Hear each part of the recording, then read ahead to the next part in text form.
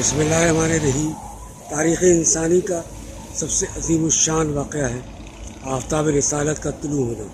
ایک دن رسول اکرم صلی اللہ علیہ وسلم غار حرا میں تھے کہ ایک شخص آیا اور اس نے کہا کہ پڑھیے۔ آپ نے فرمایا کہ میں تو پڑھا لکھا نہیں ہوں۔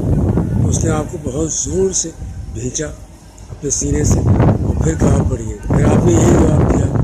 3 مرتبہ یہی امر دہرانے کے بعد اس شخص نے جو حضرت جبریل علیہ السلام تھے یہ الفاظ کہے کہ بسم اللہ الرحمن الرحیم، اقرأ بسم ربک الذی خلق، خلق الانسان من علق۔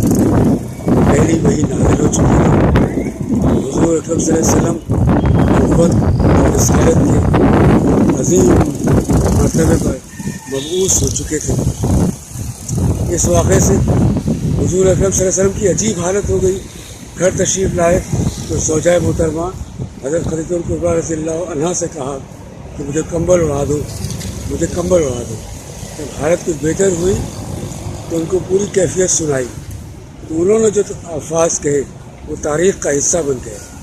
انہوں نے فرمایا کہ اللہ تعالیٰ آپ کو ہرگز ضائع نہیں کرے گا۔ آپ یتیموں کی دستگیری کرتے ہیں، مسکینوں مسافروں کو کھانا کھلاتے ہیں اور لوگوں کے کام آتے ہیں۔ پھر وہ آپ کو اپنے ایک رشتہ دار حضرت ورقہ بن نوفل کے پاس لے گئی۔ انہوں نے پورا واقعہ سن کے کہا کہ یہ وہی فرشتہ ہے جو حضرت موسیٰ علیہ السلام اور حضرت عیسیٰ علیہ السلام کے پاس اللہ کا پیغام لے کر آیا کرتا تھا۔ سب سے پہلے ایمان لانے والوں میں آپ کی زوجہ محترمہ حضرت خدیجہ الکبریٰ رضی اللہ عنہا تھی۔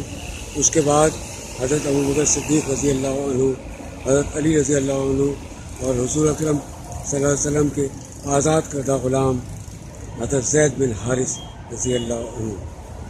سبحان اللہ سبحان اللہ، یہ روشنی پھیلتی ہی گئی۔ بلغ العلا بکمالہ، کشفت الہدیٰ بجمالہ، حسنت جمیع خصالہ، صلوا علیہ وآلہ۔